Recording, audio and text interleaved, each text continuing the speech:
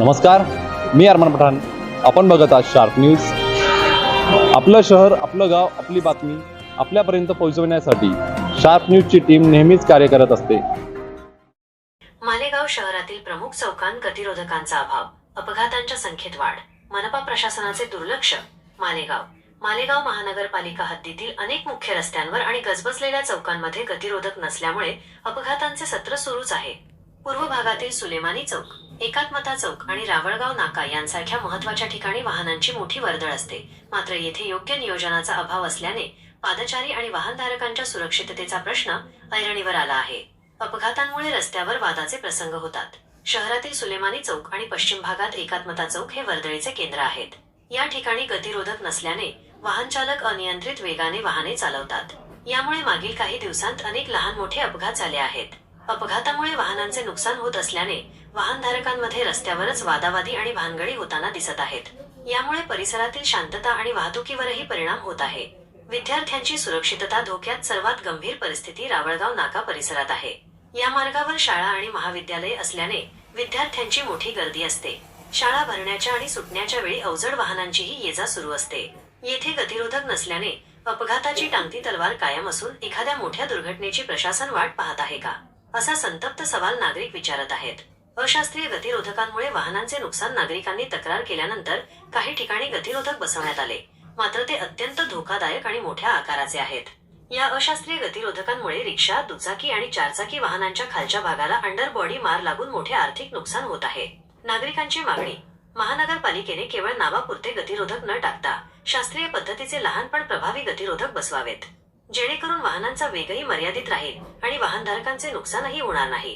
मनपाच्या संबंधित विभागाने याकडे तातडीने लक्ष देऊन सुयोग्य कार्यवाही करावी.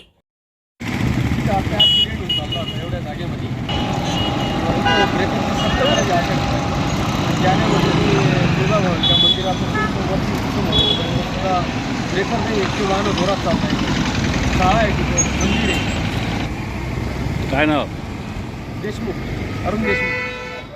मालेगाव महानगरपालिका प्रशासन फक्त स्वतःच्या स्वार्थासाठी काम करतं असं या ठिकाणून स्पष्ट होतं. सन्माननीय आयुक्तांचं शासकीय निवासस्थान लुंबिनी निवासस्थानासमोर रस्त्यावर अपघात होऊ नयेत म्हणून स्पीड ब्रेकर बसवण्यात आले, परंतु रावळगाव नाका हा कॅम्पाचं प्रवेशद्वार आहे. या प्रवेशद्वारावर 40 ते 50 खेड्यांमधली वाहतूक येते. त्याचबरोबर कॅम्प असेल, भायगाव असेल, सोयगावकडनं येणारा भाग असेल, नव्या वस्त्यांचा भाग असेल, या ठिकाणून 1 ते 1.5 लाख लोकांची ये-जा रोज या रावळगाव नाक्यावर असते. हा अपघात प्रवण क्षेत्र आहे. या ठिकाणाचं चौकाचं सुशोभीकरण असेल, या चौकाची रुंदीकरण असेल, याकडे लक्ष देण्याऐवजी याकडे दुर्लक्ष केलं गेलं आणि त्यामुळे या ठिकाणी अपघात प्रवण क्षेत्र निर्माण झालेलं आहे. रावळगाव नाक्यावर चर्चगेटकडनं येताना स्पीड ब्रेकर आवश्यक आहे. कॉलेज स्टॉपकडनं रावळगाव नाक्याकडे येताना स्पीड ब्रेकरची गरज आहे. भायगाव रोडकडनं आहे. त्याचबरोबर सोमवार बाजारकडे जात असताना स्पीड ब्रेकर आवश्यक आहे. झेब्रा क्रॉसिंग असेल, त्याचबरोबर रॅबरल असतील, या सगळ्याची व्यवस्था होणं आवश्यक आहे. परंतु याकडे जाणीवपूर्वक दुर्लक्ष केलं जात आहे. कॅम्पाच्या चौकाचा 4 बाजूचे रस्ते एकत्र येतात आणि त्या रस्त्यांना कुठेतरी सर्कल असणं आवश्यक आहे. ते सर्कलची देखील निर्मिती आत्तापर्यंत झालेली नाही. करोडो रुपये खर्च करून सिमेंट रस्त्याचं काम झालं, तेही अपूर्ण आहे. अशा परिस्थितीत कॅम्पाच्या एकूणच विकासात रावळगाव नाक्याचा विकास अतिशय महत्त्वाचा होता, परंतु तो विकास करण्यात मनपा प्रशासन अपयशी ठरलं.